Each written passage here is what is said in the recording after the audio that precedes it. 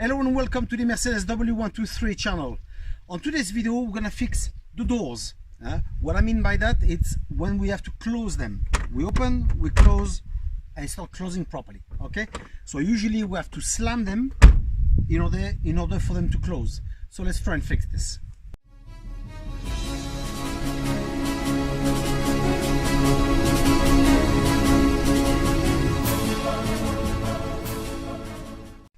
What caused the door to not close properly? Well, this is the door striker. You see here, that little piece of rubber is gone, and because of this, just because of this, the door is not closing properly. So in fact, the entire part is fine except for this. So normally we have to replace that part. Of course, as usual, I will place the part number for the left and right side. The normal way of doing it is to remove that part, place the new one, fit it, adjust it, and it's done. The only problem with that part is that it costs approximately 40 euro, and if you have to change the 4 on the car, it can be quite costly. These parts usually are made by two businesses. It's Mail and Euro.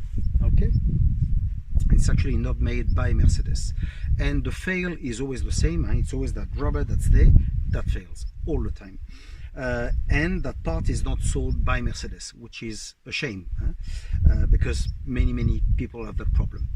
And as very often I say on my video, if you want to help that channel, there's a link on the video and you can support whatever you feel like, and this helped me making more videos. Well, I've got that person that follow my channel, his name is Gerardo, and he decided to help me. So he sent me a few parts like these ones. These are made with a printer, 3D printer, and basically you don't have to change the entire part.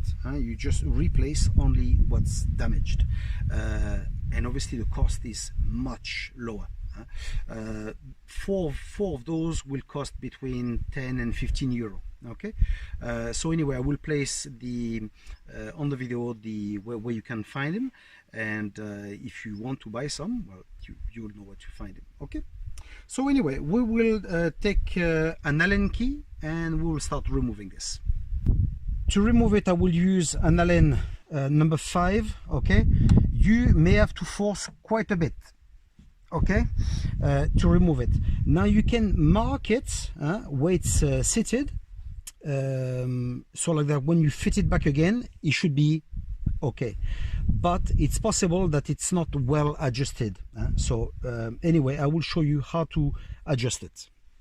I've now removed the striker. We've got those plates that are fitted as well. They go that way, towards the inside of the car. This goes on top. Okay, and so now we'll have to remove that rubber. So I will place it in a vise, and then maybe with a screwdriver, and I will force it out. Okay, once it's out, clean it nicely, and I will try and fit this inside. In fact, this has been surprisingly very easy to remove by hand, so that was great. So now how are we gonna fit that new part? Well, look, we're gonna fit it inside like so. Okay, push it in, lock in place. Okay, and now we simply place the rubber inside like so. Perfect. Okay, now we need to mount. Now the only reserve I have is that normally that part is like rubber. This one is hard plastic. So anyway, we'll see. I'll fit it now and let's see how it goes. Hopefully it just goes perfect.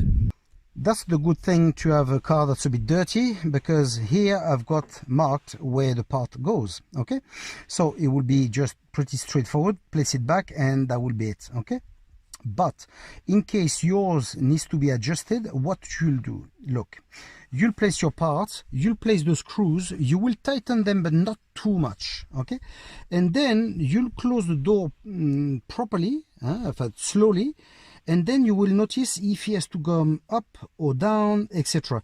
Eventually what you do, you lock the door in, and normally, because the screws won't be fitted tight, it will automatically adjust to the door. Okay, and then once it's done, you can tighten the 4 and it should be adjusted.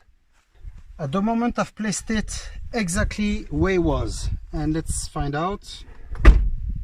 No, it doesn't close. No, it doesn't close well at all. Okay, so what I will do, I will adjust it the way I've told you before, and let's see if it closes better, if it works or not.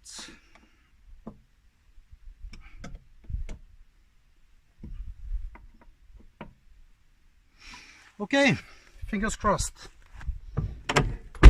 No. No. That's it. So what I think of it, I think the idea itself is brilliant. Instead of changing an entire part, repair it, that's fantastic, absolutely fantastic. But does it work? No, it's actually worse than before. I can't actually close the door now. So my view, it's only my view, I think it's best to actually buy the part itself and change it, and that's it, it's over and done with.